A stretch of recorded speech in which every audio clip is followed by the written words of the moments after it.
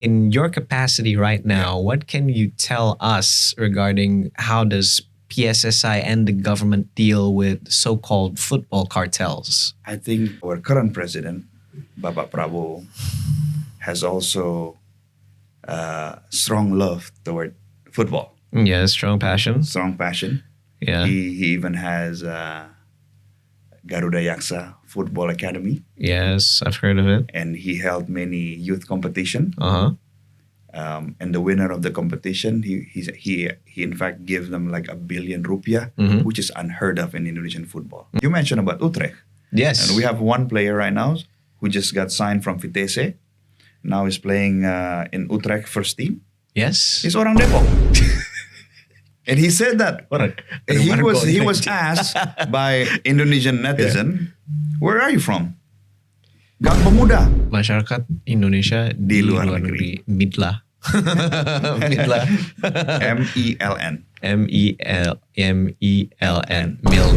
I just bought a football manager. You just I bought just bought a football manager. I didn't play it in a long time. My favorite team is Inter Milan. Apparently, they did not have a license for Inter Oh Milan. my They named it Blue God. Neri. I was like, wow. Why? I'm not interested in this. What's this heresy, man? So I texted the football. What? How do you do with the tractors like, say, Bung Toel? Bung Toel, the one and only. The one and only.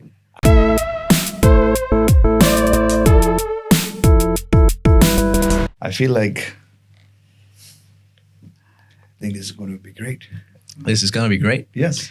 Yes. The summer I also had the same reservations, and not to be presumptuous, but she had some reservations when she came here. Mhm. She was like, shit, we need to do another podcast. Okay. Yeah. It's the first podcast that she's ever been where she played games. Oh, I did not know that. Interesting. Yeah. How many young people podcasts have you been to?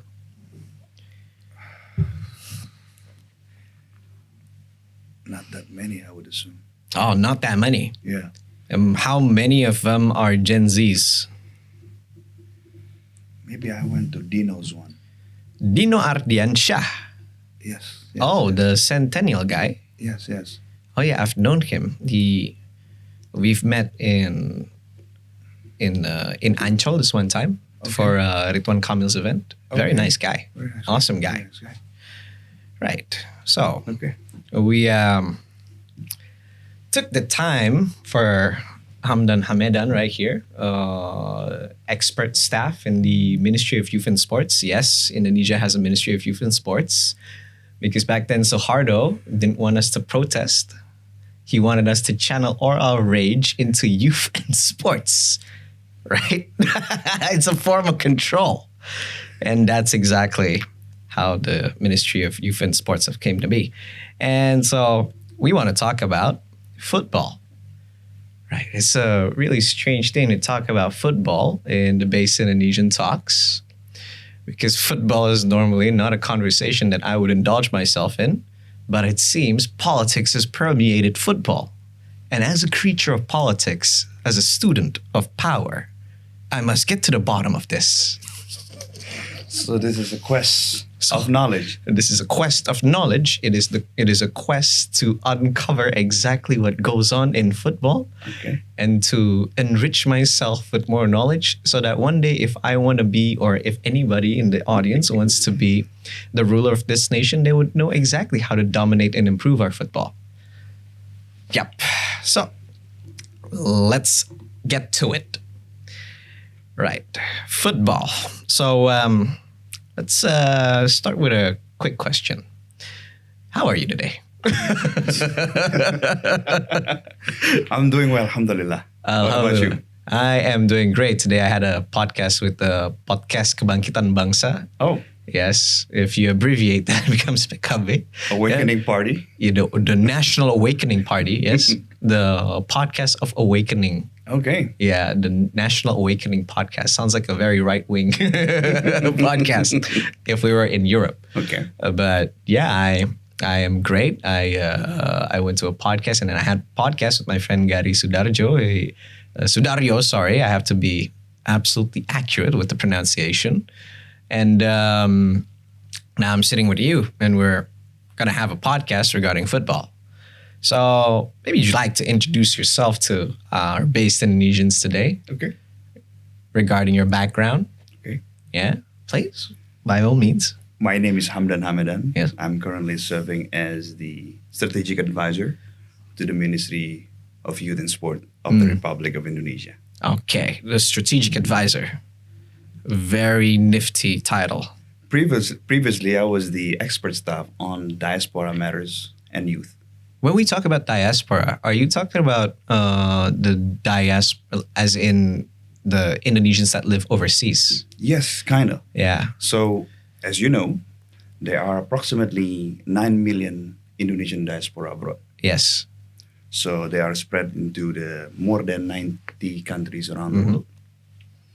And many of them become lawyers, become doctors, and some of them becomes athletes. And since the very beginning, perhaps in 1930s, actually football world start to recognize their potential.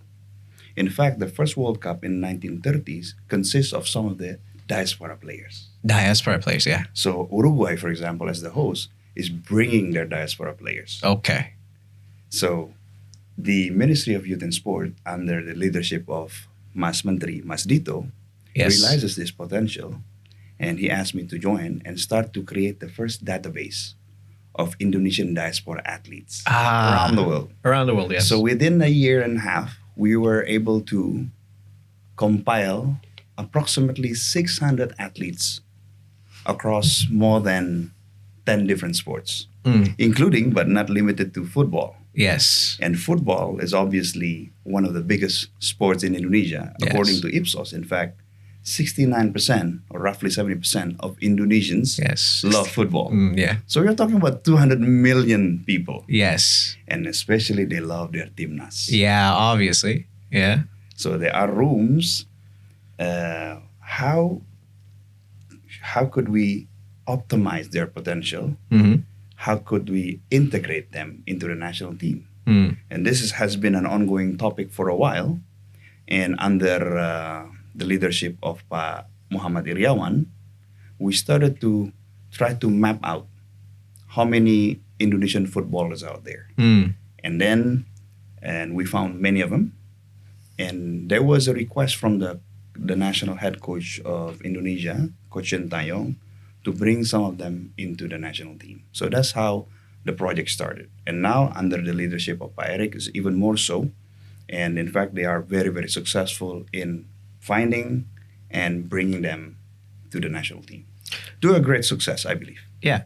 This logistics of bringing back diaspora football players into Indonesia is something I believe would merit a movie adaptation because I think it's it could be like a informative drama comedy, and because I think the whole logistics that happens to here is something that a lot of people need to understand the process. Like you are a diaspora expert, right? And so that means I'm still learning. You're still learning it. Yeah. Because I say you're a diaspora expert because I did a deep research in Wikipedia about you. And then I saw that you made a few journals regarding the Indonesian diaspora. Oh, yes. And you even work for the United Nations. At one point. And some point you were also a consultant as well. Okay. I believe you are an expert in matters relating to diaspora. And so I thought to myself, I really want to know exactly how you conducted the logistics. Like, how did you research how did you identify all these athletes? And what did it take for you to pull them back to Indonesia? So I would say this is a labor of love initially. Okay. So I live in the United States for 14 years. And I joined the Indonesian Diaspora Movement Network, I think in early 2012 and 2013. And I ended up becoming the president of Indonesian Diaspora Network in Northern California. So at one point, when I came back to Indonesia, I was asked to do some projects. The projects really is about creating database of successful Indonesian diaspora.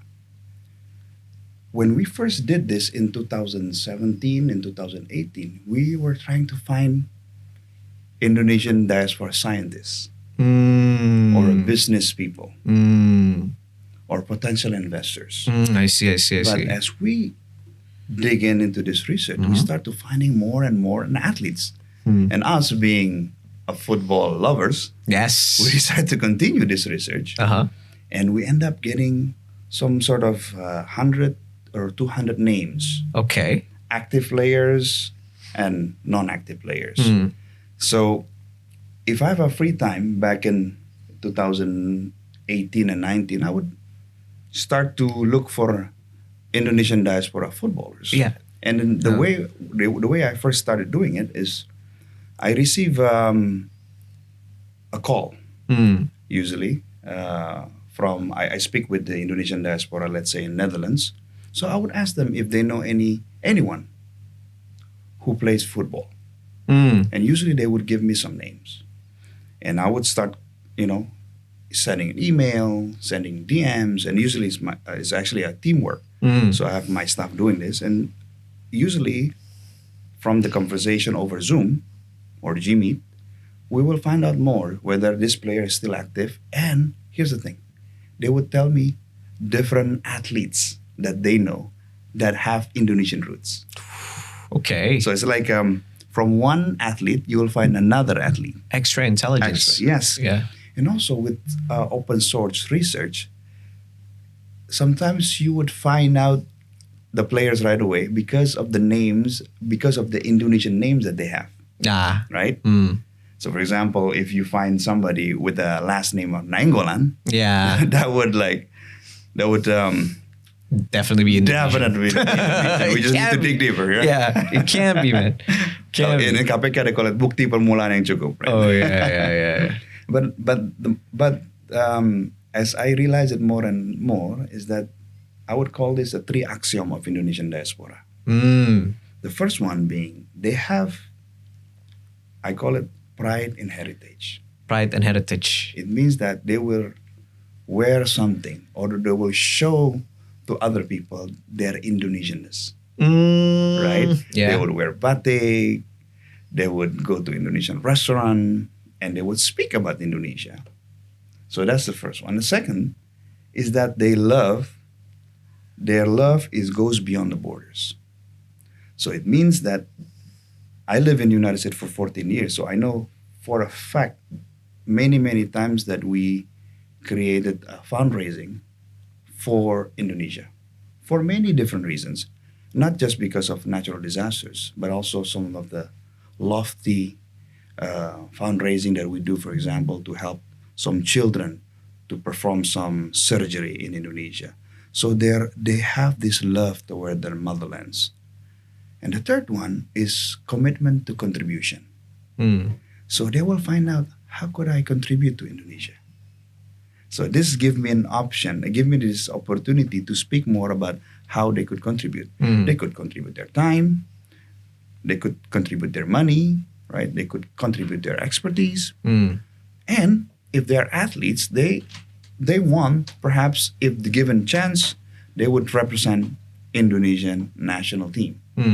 Could be in athletic sports, could be in football, could be in basketball. I see. So, okay. So we've gotten to so it's basically a game of connections and networking, right? Yes, we usually do the open source, just Google it, right? Google it. Sometimes we even go to certain websites and download a PDF list of names of athletes that participate in particular competition. And we will find some names that sounded very Indonesian and we will go from there. But the most powerful tools that I use is interview. So you flew to the Netherlands? No, we usually do a Zoom. I see. And now we are finding more and more Indonesian diaspora athletes in Australia, for example. In fact, there were 2 Indonesian diaspora from Australia who participated in the trial for the under-20 just now. And I believe they were doing very well, and I think they will get invited next time around. So that the trial just finished today. So it's very interesting that when we now finding more and more Indonesian diaspora in terms of football, we are finding it more and more, not just from Netherlands, okay, but also okay. from United States, from Australia, and from other countries. So you're doing this not only just for football, but No, we what are other doing for, examples other- of sport branches that you have done this for? Yes, Any notable ones? we find like at least 63 basketball players. 63 basketball players. Yes. And also we find approximately 20 swimmers, I believe. 20 swimmers. Yes. And our job is to collect the database. Mm-hmm. And then the federation of a particular sport usually will contact us and would meet with us, and we will show them the names, the information, and it is up to them to do with that information. I see. Yes.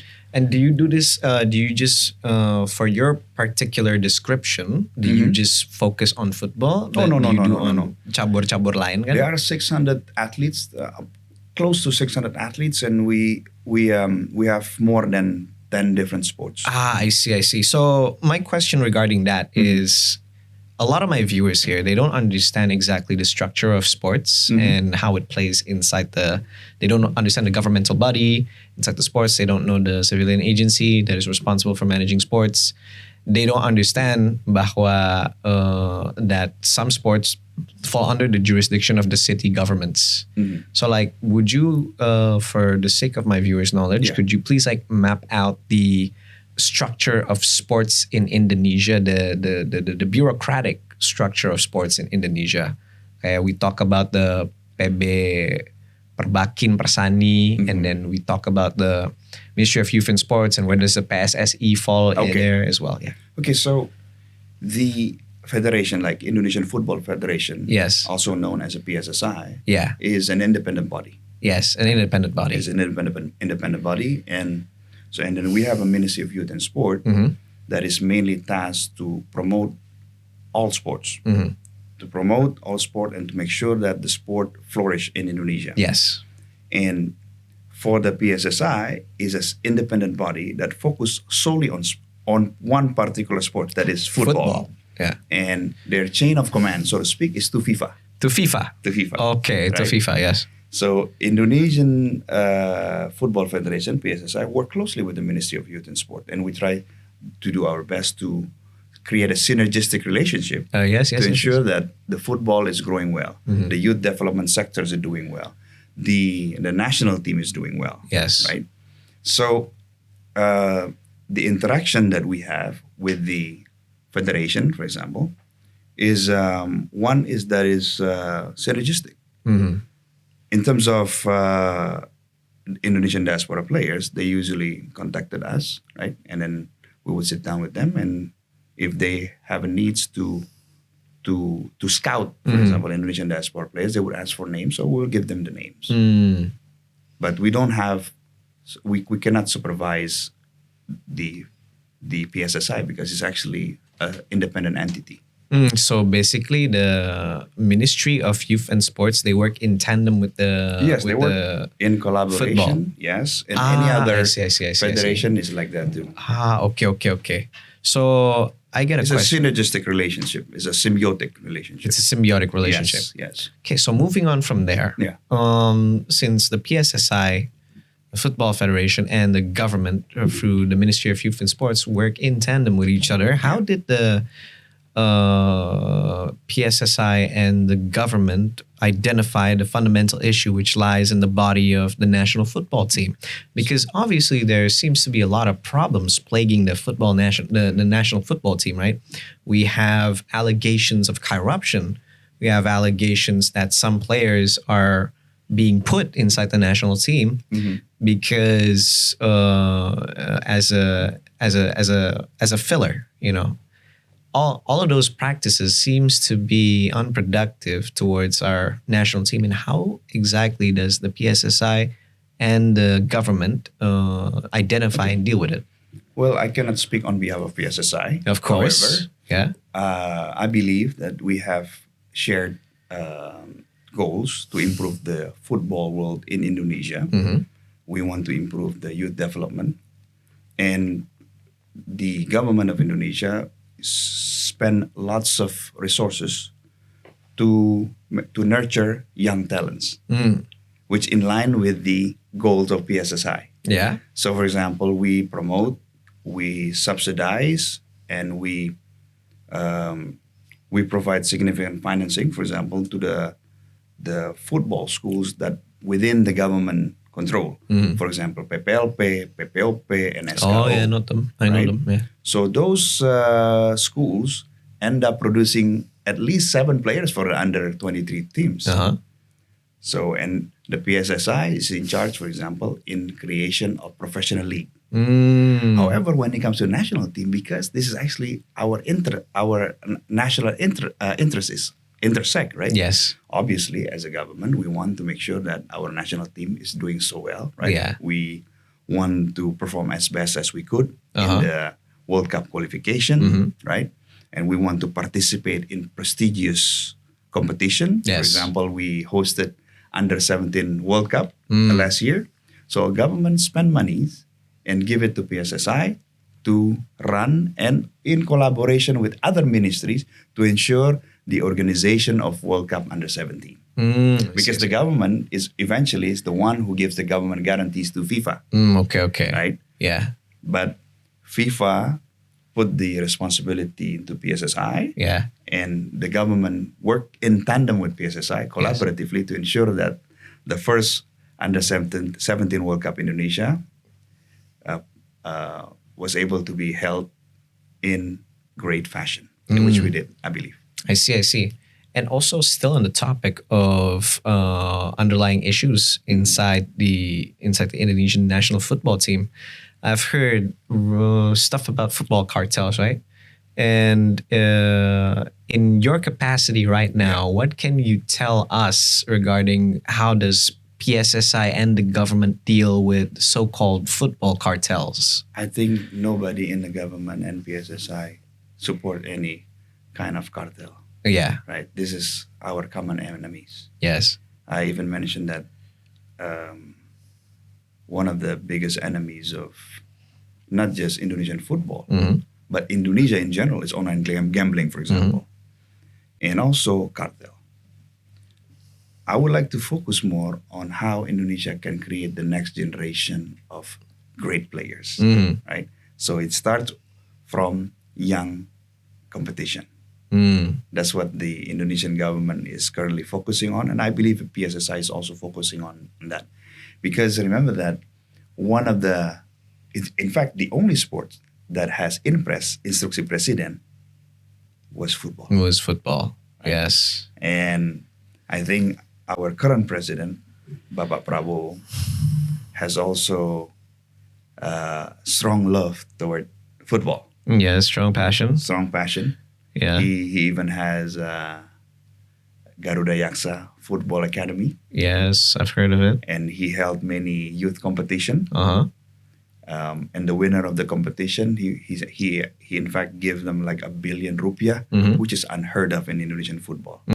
There's so much money given to a champion of a youth competition. In addition to that, he even provides some sort of scholarship for the champion of the competition to go to Aspire Academy. Oh, damn. Okay. Yeah, so he's very generous and he's very passionate about football. I actually met him once, Yes. and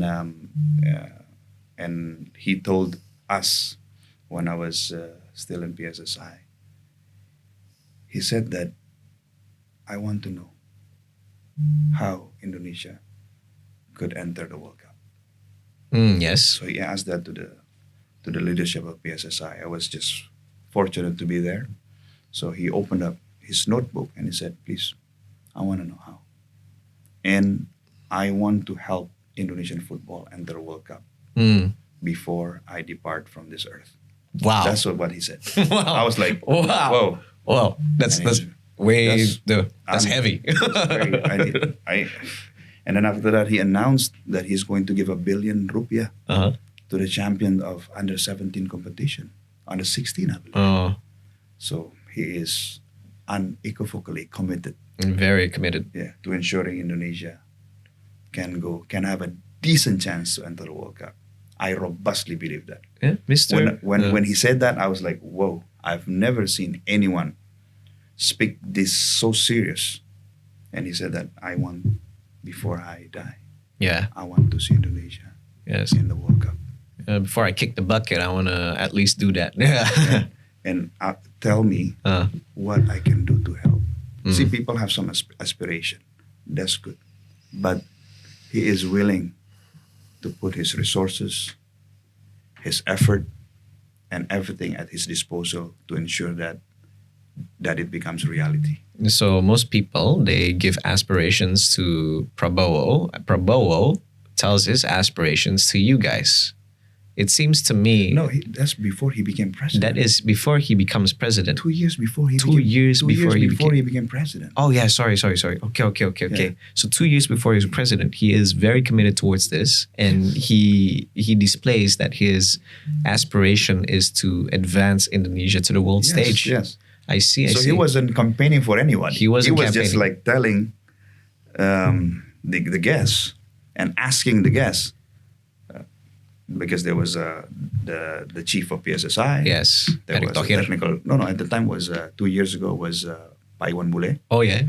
And Pa Coach Indra Safri. Mm-hmm. So he asked everybody in that table, tell me how Indonesia could enter the World Cup, because I want to see this nation. He said, and Indonesia, I want to see this nation, Indonesia, enter the World Cup, because this is a matter of national pride.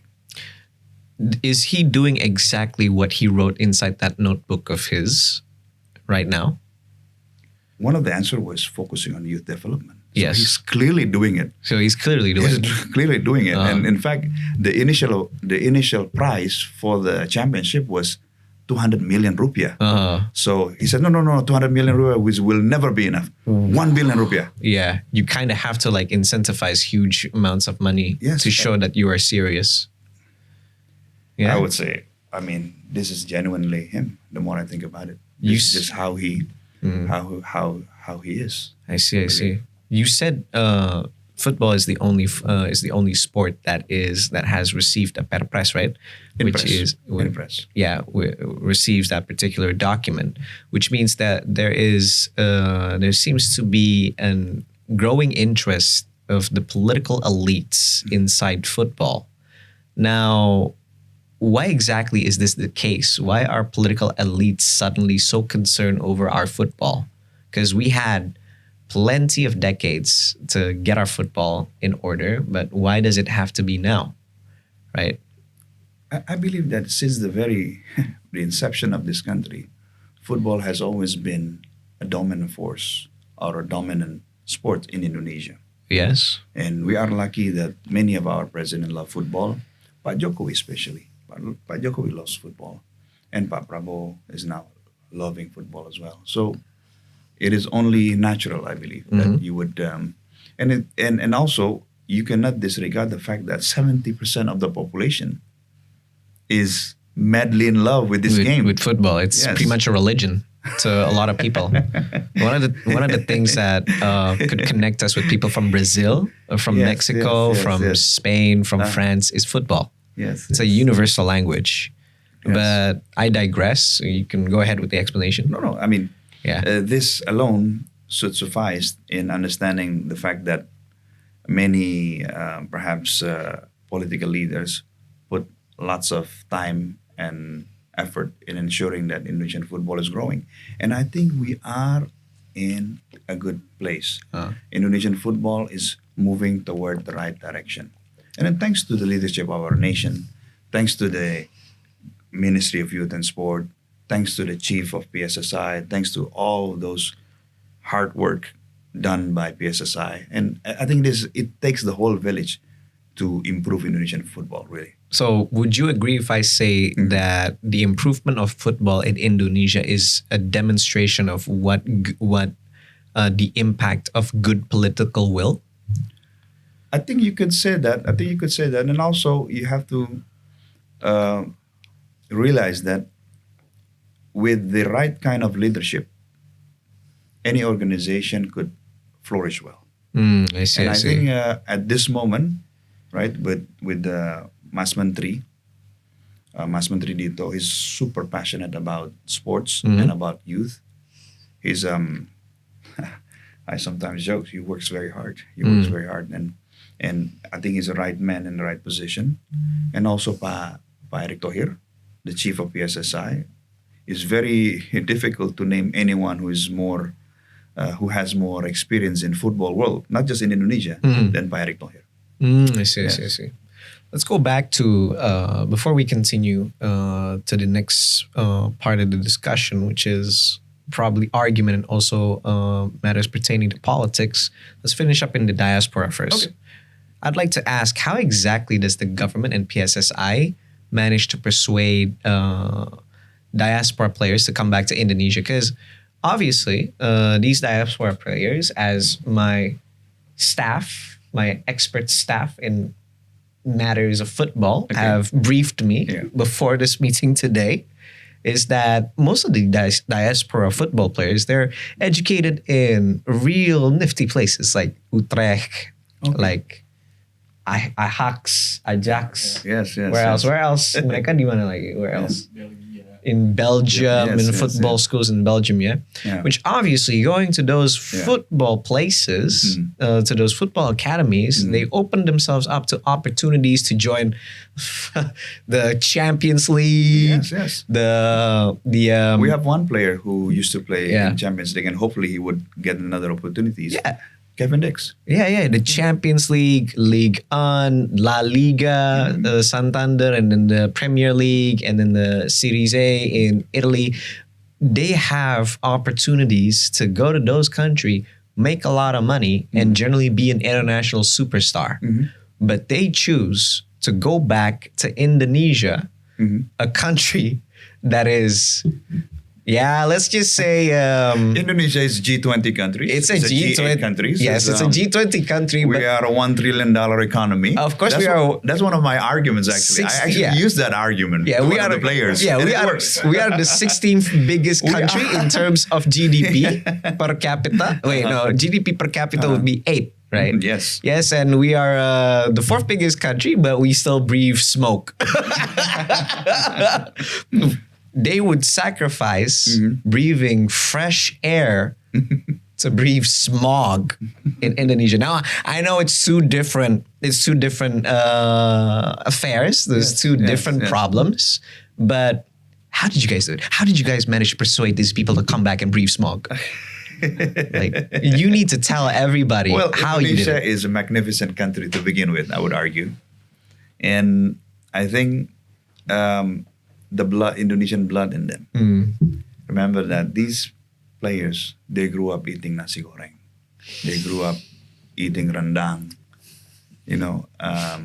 Their fathers or their mothers speak about how great nation Indonesia is.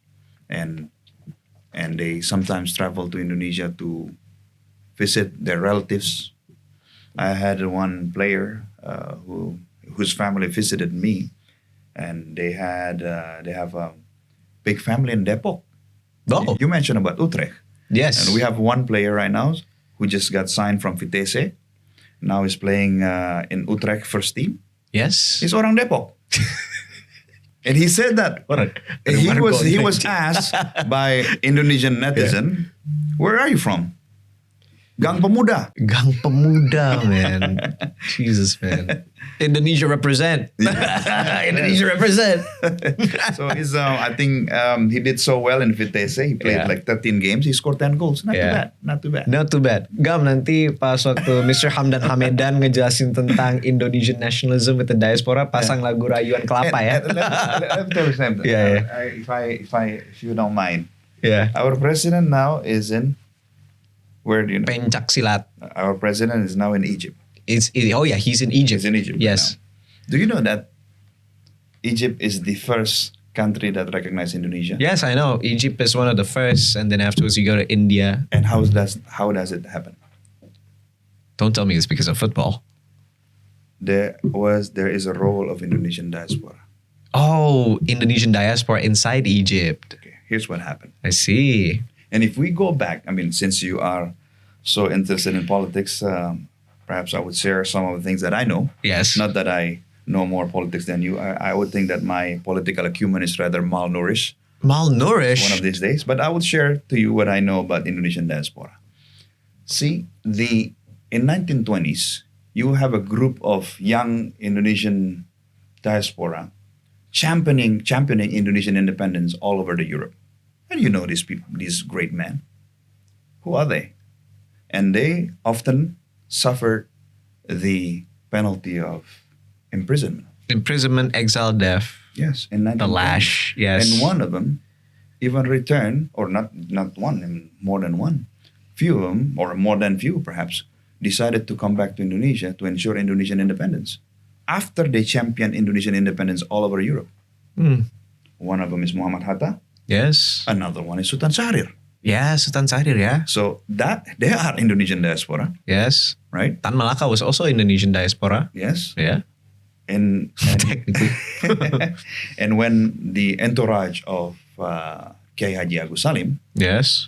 was The grand old man of the Republic, yes. an old man of the Republic, Yeah. he was tasked by the first president of Indonesia to go to Egypt. Yes, I've heard of this story. To go to Egypt, right? Yeah. To secure the first recognition from a sovereign state Yes. about the Indonesian independence. If I'm not mistaken, this plot has been the plot of this. This was the plot of that one movie called Moonlight Over Egypt, no? Have you seen the I've movie? never seen the movie. It's about a bunch of Indonesian diplomats led by Agus Salim who try to get into Egypt and try to negotiate and recognize Indonesia's independence. And then they try to go back, but it was hard. So what happened is that Yeah. when the entourage of Kiai Haji Agus Salim entered Egypt, Yes. their job has been made easier because of a lobby of Zain Hassan, who's Indonesian diaspora, who is telling the Egyptian government at the time that we have one big Muslim country Yes. that has just declared independence. So in fact, in the book of Zain Hassan, and the foreword of it was written by Muhammad Hatta. Mm. And Bung Hatta said that the Kiai Haji Agus Salim's job has been made easier by these people, by this Indonesian diaspora. Mm. He even used the word meratakan jalan. Mm. So this is one of the Indonesian diaspora stories. And also, remember, the Indonesian diaspora in Australia Mm. decided to rebel Decided to rebel. in the port areas of Australia Uh-huh. to prevent the second aggression of Netherlands. Yes, because Yes. they launched troops from over British bases in Australia. Yes. Yeah. Yeah. So the role of Indonesian diaspora, I would argue, began even before the inception of the Republic Mm. and continues after the inception of the Republic. So the question is right now, not just for Indonesia, in fact, now more and more countries trying to devise a meaningful ways, Mm-hmm. meaningful mechanism on how to engage their diaspora meaningfully. Mm-hmm. I believe that more than 50 countries around the world now have either diaspora ministries or offices. Mm. And interestingly, the first person in Indonesia that has a title as his job is me. Diaspora, yeah. Yes. Uh-huh. Pak Dito, Mas Menteri, Yes. put me as expert staff on diaspora matters. In diaspora matters. Yes. On diaspora matters, even though the language of diaspora, Indonesian diaspora, is not yet, hasn't been a technical term or legal terms in Indonesia. They call Indonesian diaspora masyarakat Indonesia di luar negeri. Masyarakat Indonesia Di luar negeri. Midla. Midla. MELN. MELN. Miln. Miln, yes. Oh, yeah. So they have a card called Camillin. Oh, Camille. Yes, I see. So, and the way they define it is those who stay outside of Indonesia for more than 2 years, those who used to have Indonesian nationalities, Mhm. and the descendants of Indonesian diaspora or Indonesian citizen, or the descendant of those who used to have Indonesian citizens. This question is like out of topic, Yes. but why are you inside the Ministry of Youth and Sports, not in the Ministry of Foreign Affairs? That's a very good question. Yes. Yes, Because you manage stuff regarding diaspora, which I actually applied before. applied in the Ministry of Foreign Affairs. Yes. I mean, but- this is I don't know whether it will be interested to you. Will be interesting to your viewers. I was at the UN. I did mention it. and I You were met in the UN. Pak Martin Natalagawa. Ah, yes. I love him. He's a great Sunda man. Actually, the reason why he's like a big inspiration for me, the reason why I wear these glasses was because of him. If I'm not mistaken, his glasses is Moscot. Yeah, he wears the Moscot glasses. Yeah. Made Moscot glasses. So I wore these. Yeah. So that I could be great diplomat one day. But anyway, sorry, I was digressing. Yeah. So I met him at the United Nations, and I met Pak Febrian Rudyard. I believe he's a deputy Bapenas now. Yes. Deputy Minister of Bapenas. And they ask me, or they tell me, like, Hamdan, you should apply for Ministry of Foreign Affairs, which I did. I completed all the documents from United States except one. What? SKCK. SKCK, boss. So I submitted my documents, and with the letter of recommendation from Pak Marty, I believe. Oh my God! You have the letter of recommendation from the literal Minister of Foreign Affairs. I believe so, or Pak Febrian Rudyard. When was that? I believe in 2009. 2009. He was the Minister of Foreign Affairs. No, he wasn't. He was the ambassador to United Nations. Wait, Martin Natalagawa back in 2009 was not the minister? When I met him, he was still the ambassador. He was the ambassador of the Republic of Indonesia to the United Nations. Damn. So that's how I met him, after a Friday prayer. At the UN, yes. Yes. Sering-sering tuh sholat Jumat. Siapa tahu ketemu menteri. I met Pak Febrian Rudyard, who worked under him at the time. Yeah. And he introduced me to Pak Marty, and Pak Marty and Pak Febrian, after a couple of times, a couple of meetings, and like, there will be an opening soon. You should apply. Damn. So I said, well, sure, yeah. And he said that I would be more than happy to write a letter of recommendation. And he did write a letter of recommendation. I believe so. And then I submitted everything, and missing one document, albeit one, SKCK, because I really don't know how to get it. Gila, I was in the United States, so I sent the documents, and I didn't get the job. So I said, well, I didn't even pass the administration stage. So I remember that Pak Febrian called me, and he said, "Did you apply?" "Yes, I did, sir."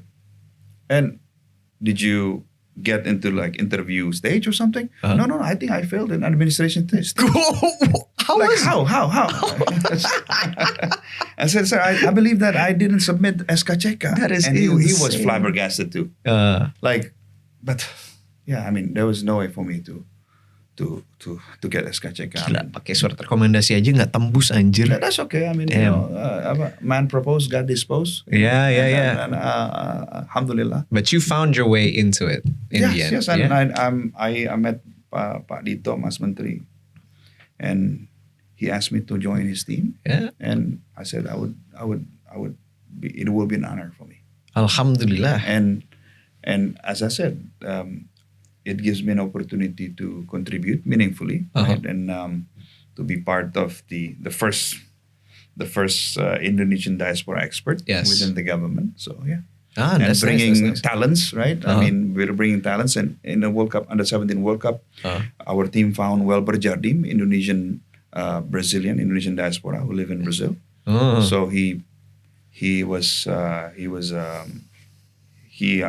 played for Sao Paulo, and we let PSSI know about this wonder kid, so to speak. This wonder kid, yes. So he got invited for the training camp. Yeah. He excelled, and he played in the World Cup. Yeah. And now he continues to play for the national team. He's actually, I believe, a part of the under-20 national team. So, and then the last IFF, we have found Matt Baker. Okay, we want to know some interesting stories. Yeah, sure. So, we spoke with Coach Nova, the under-16 coach, and he asked me if I knew some of Indonesian diaspora players under the age of 16. So we found a couple of names, and we submitted to Coach Nova. Coach Nova invited several of them, and one of them, or two of them, actually did very well and end up in the squad. His name is Matt Baker from Australia, from Melbourne City. Yes. And I believe about a month or 2 months ago, I spoke to him, and he told me, like, "Mr. Hamedan, you found me, but you did not find my brother." Like, hold on a second. Do you have a brother? Yeah. Yes, I do. And he's better than me. Whoa, whoa, whoa. I did not know that. Uh-huh. I would love to know about him. So Yes. I asked, I gave him, please give him my phone number. Mhm. And I would love to speak to him and lo and behold, he texted me and he gives me his football CV and his videos and everything. Mhm. And he just got invited by Coach Indra recently to the trial for under 20. So both siblings are. Damn. Yeah. So yeah. this is a referral system. This is right? a referral system. Yeah. That's interesting. Damn, that's interesting. This guy is playing Football Manager, man. Lu mau main Football Manager nggak? In real life? You I learn just from bought this a guy. Football Manager. You just bought I just bought Football Manager. I didn't play it in a long time. Well, Yeah. I had the old version, so I end up Yeah. purchasing because it was a Monday, Cyber Monday discount. Yeah, Cyber Monday. So I took advantage of Cyber Monday discount. yeah. So $29.99. It's 29 out of 9. Holy moly, man. So Yeah. and then I downloaded it and I played for only 3 minutes. 3 minutes. Because that's all the time that you have. No, because my favorite team is Inter Milan. Apparently, they did not have a license for Inter Oh Milan. my They named it Blue God. Neri. I was like, wow. Why? I'm not interested in this. What's this heresy, man? So I texted the football, What? so I texted the football manager communities and Yeah. I said, look, what's going on with this? That's crazy. Don't worry about. We'll get it done. We'll get it done. Wait. 1 second. Hold on. You texted the football manager community. I protested. You protested to the game. Not really the game, but the communities in On the Indonesia. community. And I said, Oh. well, I just downloaded and I tried to, play Inter Milan. Yeah. It's my favorite team. And I'm thinking about playing Manchester United too, Yeah. trying to rejuvenate that a great club in my view. But the moment I look at the Inter Milan, I cannot find Inter Milan. And I said, what is this Blue Neri? This is bad guano. Oh man, Yeah. this remind me of old Pro Evolution Soccer back in the day. Oh my they have God, you played different that too. Yeah. right? So I texted Yeah. him, hey, I don't understand with this. And, don't worry, Pa, we'll come by your house on Saturday. We'll fix it for you. Okay, well. What? And he told me that he's bringing the Football Manager champions. What? I think Indonesian guy won the Football Manager competition award. So I look forward to meeting him and to learn from his expertise. That's crazy. You know who else I know plays Football Manager that's been on my podcast? Raditya Dika and also Samara Amani. Samara. Yeah, man, you guys keep on playing football. You also No. play the game there. Oh my God. I think I have like old version, either 19 or 2022 or something like that. Something like that. Yeah, I see. So, but I was tempted with Cyber Monday discount. Yeah. I couldn't resist the temptation. Of course you couldn't. You have to. You must. Let's go back to diaspora for a bit. Yeah. Well, you talked about how nationalism Yes. drove these diaspora members back to Indonesia. But what exactly does the government reward the diasporas who come back to Indonesia with? Like, obviously, how do you compete with these leagues in Europe in terms of reward? Many of this is labor of love, to be honest with you. And I've done this, for the love of the game, because Yes. I love my job. And also, I notice this more and more. Sometimes these athletes who decide to play for Indonesia, they have this longing. They have this this strong desire, or even something that is inculcated to them since a very early age by their parents. So, for example, I'll give you an example of SHIN Patinama. SHIN Patinama is a left back for the Indonesian national team. His father told him, like, son, if you have an opportunity one day, you should play for Indonesia. His father died, so his message lingers. So when he came to Indonesia, I spoke to him, like, I showed him Indonesia, I show him GBK, this is the situation. And I remember in Plaza Senayan, he told me, Pa, do you have a moment? I said, yes, of course. Pa, I think now I understand what my father said to me. back in the day. I'm more Indonesian than Dutch.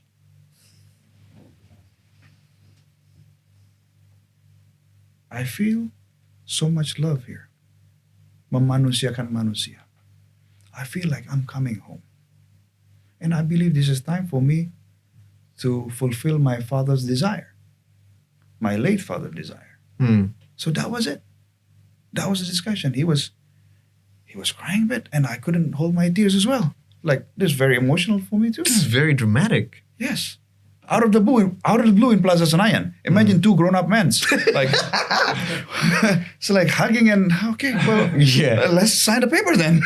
Like I said, this would make a good drama comedy. The logistics. I remember also I met with Jordi Amat, Sandy Walls, with Pahasani at the time. And Jordi Amat was bringing his family, his grandma from Sulawesi. And the grandma was crying.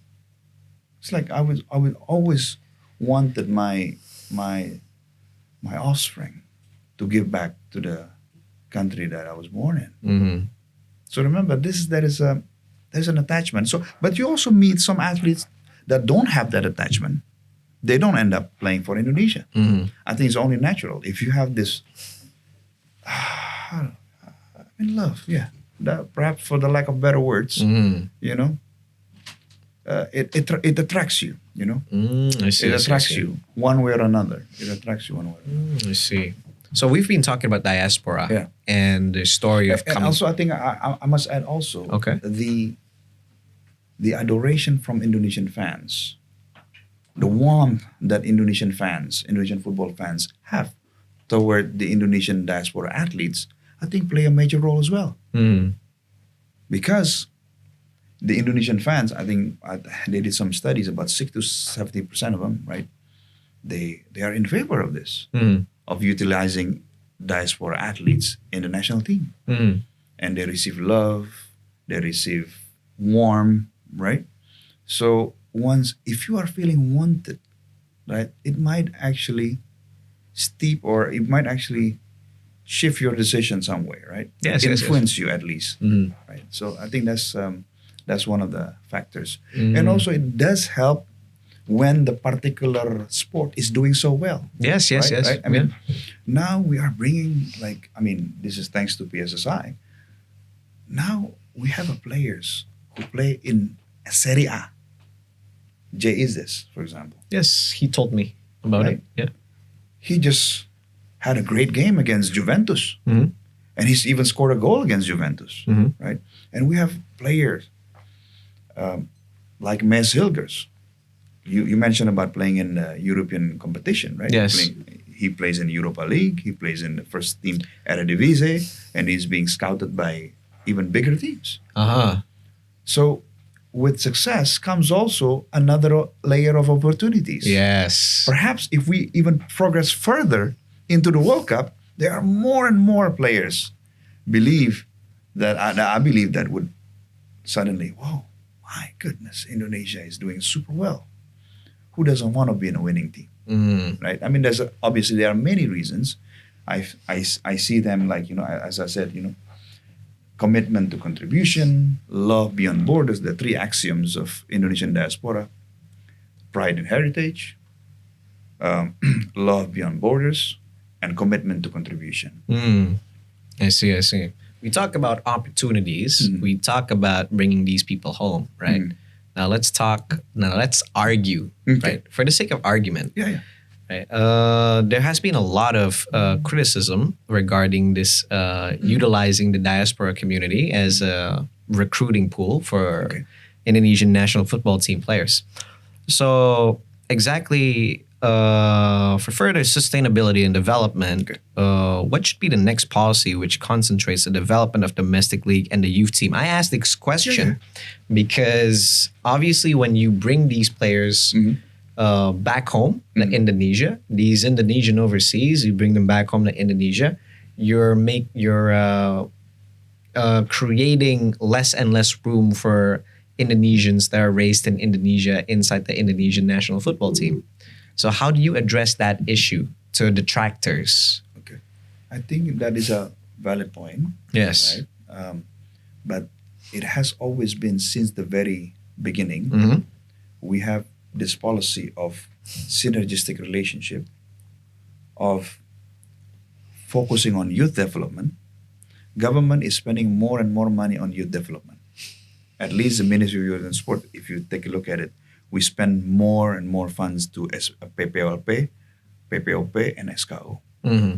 As I said earlier, 7 out of Indonesian under 23 were graduates of the government's own school, Public.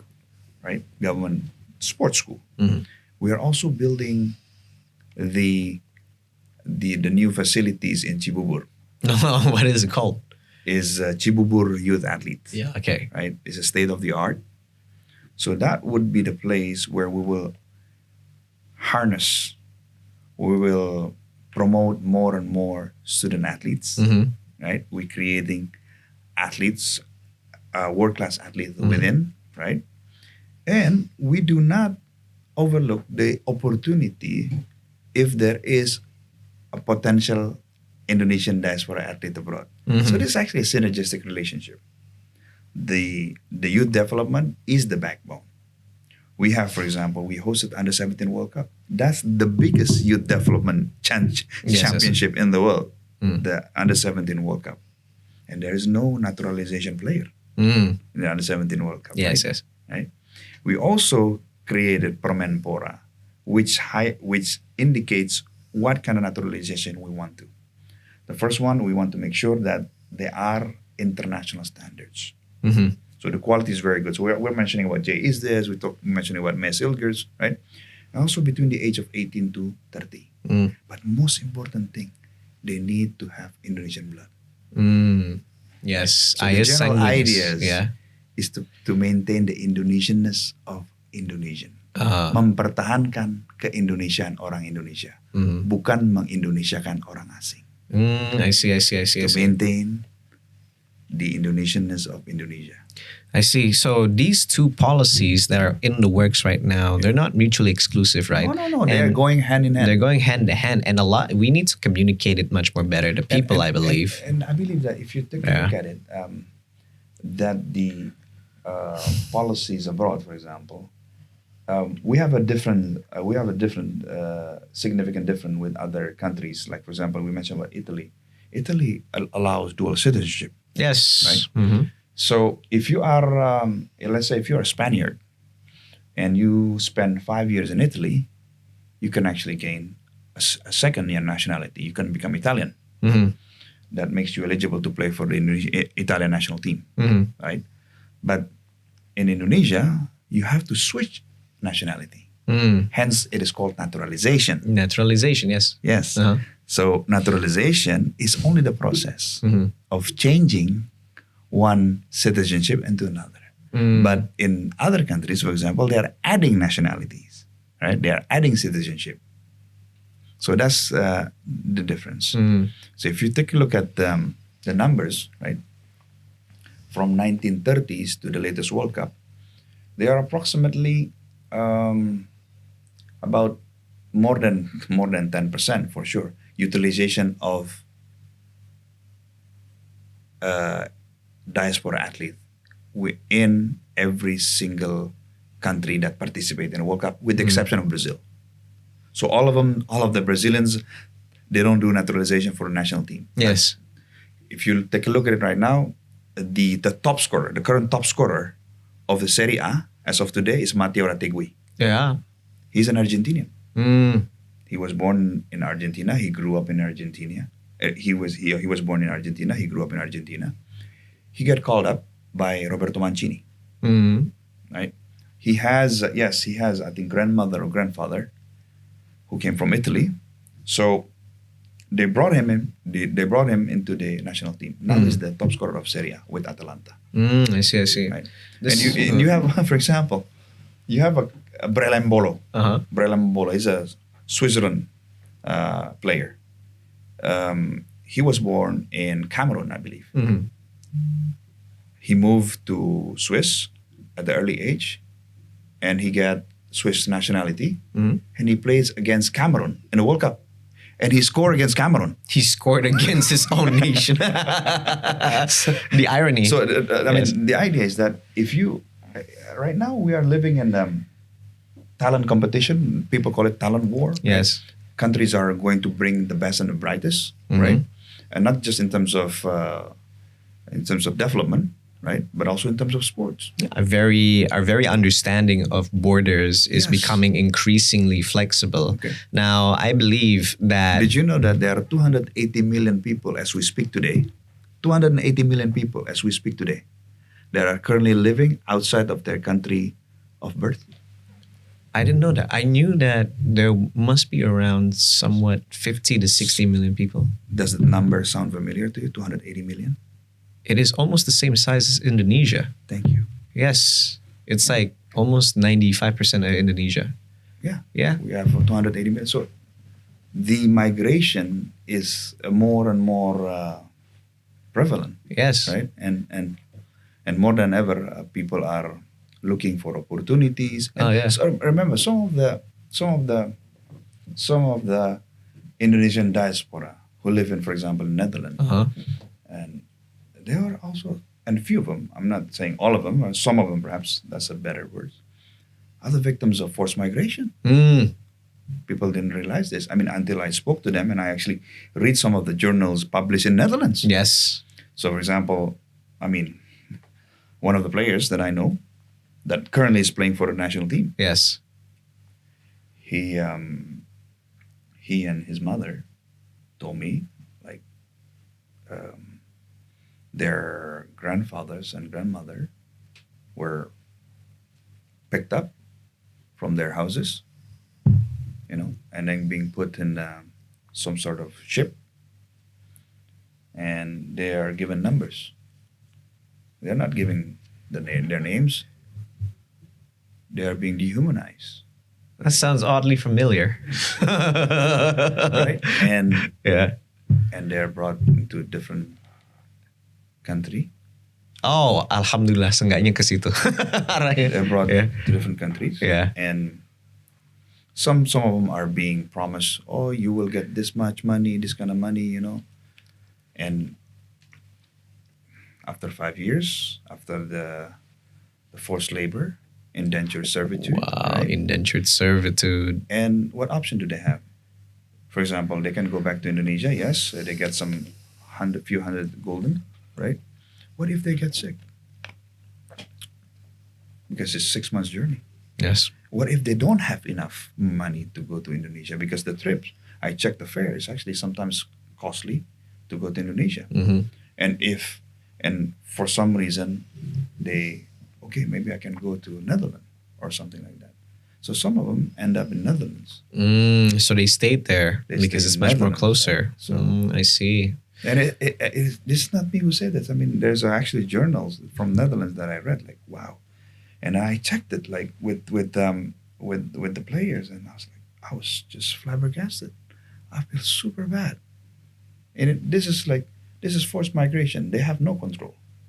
Right? They have no control. And if one day their descendants feel that I belong to Indonesia, who are we to judge, really? Yes. That sounds also oddly familiar. Oh yeah. Yeah. I'm kidding. Perhaps it hits the It hits. reverberates or It resonates with you. It resonates. No, it doesn't resonate with me. Okay. But I'm making funsies. You get Okay. what I mean? You get what I mean? We all know that, when there is a certain group of people that says that they want to return to their homeland, and yet they did. And in 21st century, well, let's just say it's better off that they're not there. Okay, right. But anyway, As you yeah. said, my political acumen is rather malnourished. I have to Yeah. invest more time Yeah. to study. So I see that that there's a population across the world the same size as Indonesia, right? Yeah. Being scattered around the world as victims of migration and history. Some of And- them like is Yeah. Unilateral or voluntary migration. Yeah, voluntary but migration. there are also the fact that there are some forced migration back in the day. Like Afro-Americans, their forced migration, that is just one particular, there's one example of people moving. But on another note, do you like Abraham Lincoln? I like how he speaks. Okay. Yes.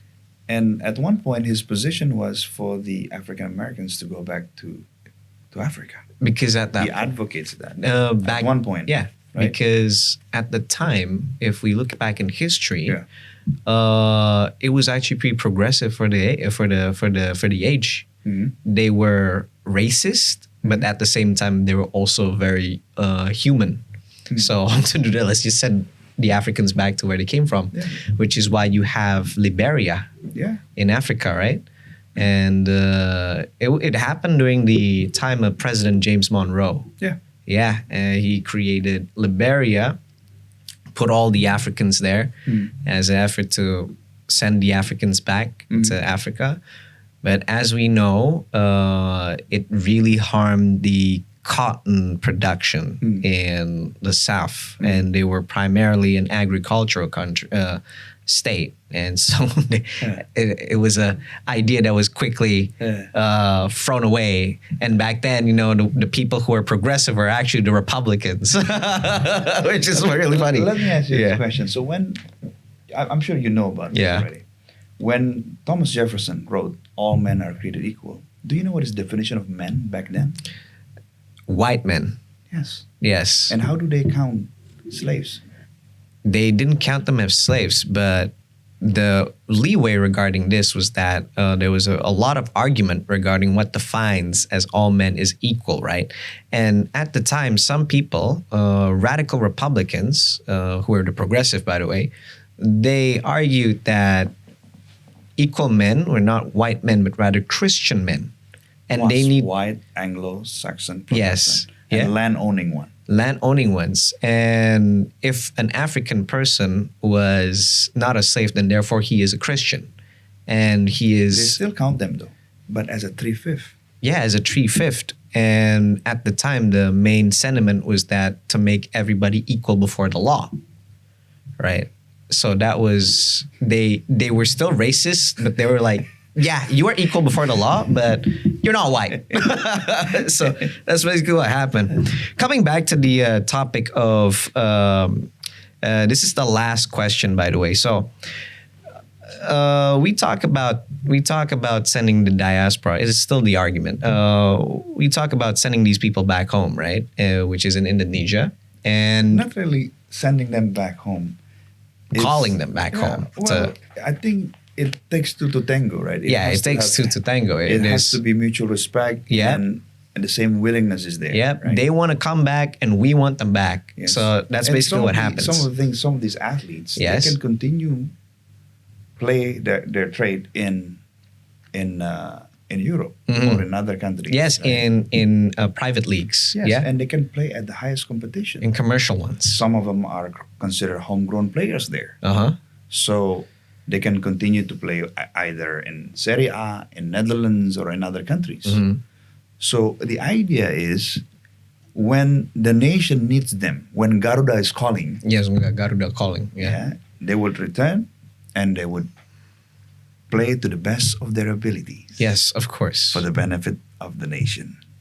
So it would not risk their career, so to speak.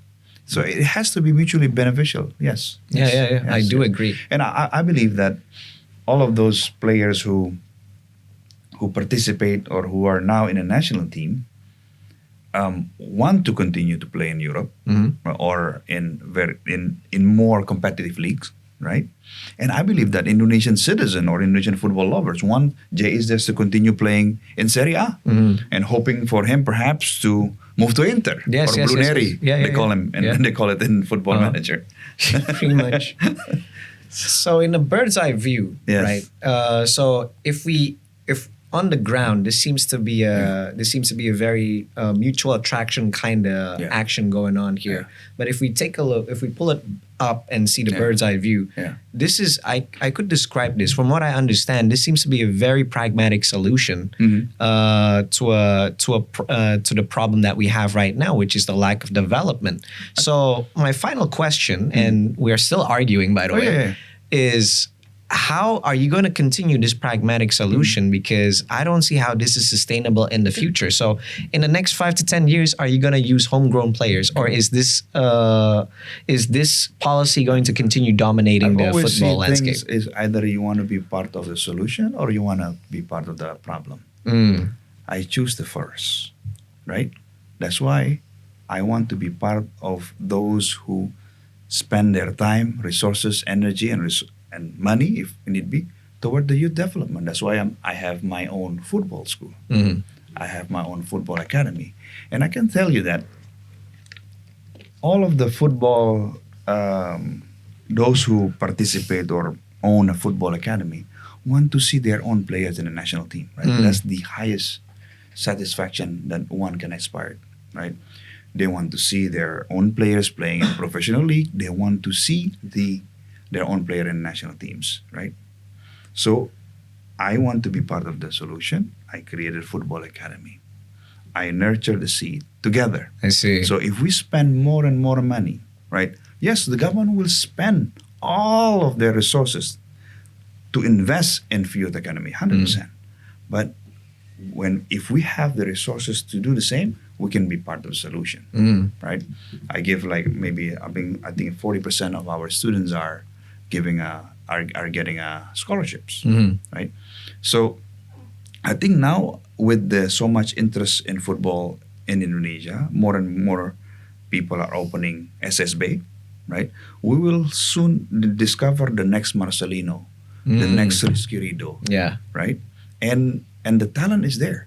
And also, I'm helping some of these talents that I know, if they ask me, opening up their doors toward different opportunities abroad, right?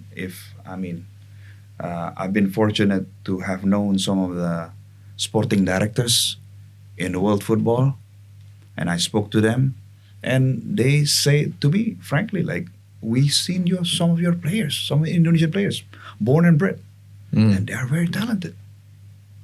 So I think the future is bright as long as we invest in youth development, but we also take advantage, or we also open opportunities for the Indonesian diaspora athletes. Yes. It's a synergistic relationship, and we will go we can reach higher heights. Football is a universal language everywhere. It's even a religion in certain parts of the world. And I believe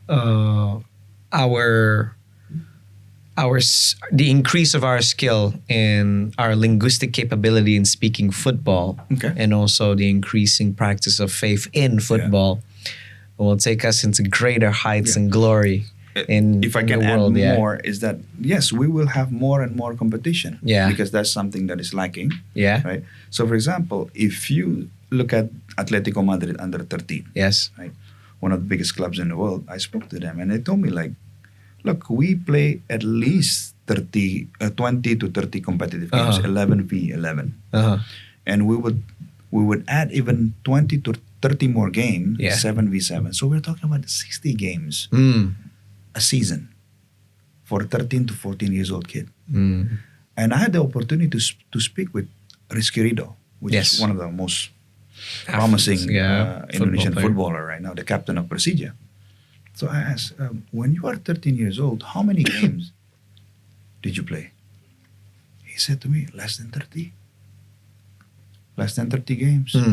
So, with more interest in the football, youth leagues, right? We could provide opportunities for more of the aspiring footballers to play more games. Because here's the thing, if you have a competition, here's what's going to happen. If there is a competition, there will be a training for it, because you cannot just go straight to the competition. Yes, you will have a training, and who's going to train? The players, of course. And who's going to train them? The coaches. Transfer knowledge. Yes, so you have the coaches, and it's not just regular coaches. You need to be certified because you need to understand Just like teachers, right? Certification is a good thing. And with more and more, for example, more coaches in Indonesia have like C license. I believe that when the first presidential impress, instruction in 2019, there are only less than thousands of IFCC coaches in Indonesia. Now it's more than 1,000, even maybe 2,000 now. So there are more and more capable coaches teaching our young kids how to be a professional footballers. So the future for Indonesian football is really bright ahead. Oh yeah, I would guess think so. Yeah. And the numbers speak for itself. The numbers look at the definitely speak FIFA for rankings, themselves. right? Look at, and I think if someone asked me 3 years ago, are we going to be in third stage of FIFA qualification? I would say, oh, Yeah. calm down. Yeah. Hold your horses. Hold your horses. But Yep. we are indubitably, unequivocally there now. We are, I think, in third position. And we still have 2 games at home against China Yeah. and against Bahrain. Yes. Our dear friend Bahrain. Yes, our dear friend Bahrain. Yeah. So- yeah, very close And friends. we will settle our debts there. Yeah. Bahrain, yeah. Well, Civil, I mean, obviously we will have a we will be a great team. host. We'll be Yeah. a great host. We'll be And the we greatest are- host ever. We are going to show them our Indonesian warmth. Yes, a very warm Indonesian welcome. Well, anyways, I'm out of questions. Okay. Yep. Andrew, do you have any questions? Kalau misalkan kita punya kenalan diaspora, how should we submit? Okay, great question. Yeah. You can send an email at us at diaspora@kemenpora.go.id, Di sini. or you can send it to me. Send it to my email, hamdan@kemenpora.go.id. We receive many emails daily, and yes, we love to receive more emails. And as soon as we received it, then we will reply to it, and we'll put your information in our database. They're professionals. They don't get 600 athletes in 2 years, not by being professionals. Thank you. Oh yeah, final question. How do you do with the tractors, like say Bung Toel? Bung Toel, the one and only. The one and only. I see him as The a, one-man army opposition. I see him as a formidable. Opponent. No. Oh, okay. I see him as a formidable football commentator who has extensive knowledge in football world and especially in Indonesia. Okay. Yes, I have difference of opinions with him. Yes. I respect his position, Yes. but I believe by the end of the day, the result speak for itself. My question to you, do you robustly believe that we are in a better position than before? Yes, we with are. the utilization of Yes. Indonesian diaspora. I heard Coach Justin said we should build a statue for that man, STM. So it wasn't me who answered the question. Yes. It was you. Yeah. I see. And ultimately, I mean, in life or in football, you'll have critics, and it's fair. Yeah. And often enough, I find solace in the Teddy Roosevelt quote. Of course. Please, let's hear it. We love a Teddy Roosevelt quote. Theodore Roosevelt. Yes. Teddy. It is not the critic who counts, nor the person who tell the other person how he stumbles. The one that matters is the man in the arena, Damn. whose Cold. face is marred by sweat, by dust, and by blood, Damn. who strive valiantly for a worthy cause that Damn. he robustly, he unequivocally believes, right? And he knows at its peak, at its zenith, there is a triumph in high achievement. And even if he fails while he does his thing daringly. Fails as a trying man. Yes. Favorite quote of Teddy Roosevelt. So Yeah. that his soul, his place will never be the same with timid souls who know who neither know victory nor defeat. With that, I end this podcast. Damn. Speak softly and carry big stick. Teddy Roosevelt. Well, anyways, thank you very much, Thank you. Mr. Hamdan Hamedan, Yes. for coming to my podcast.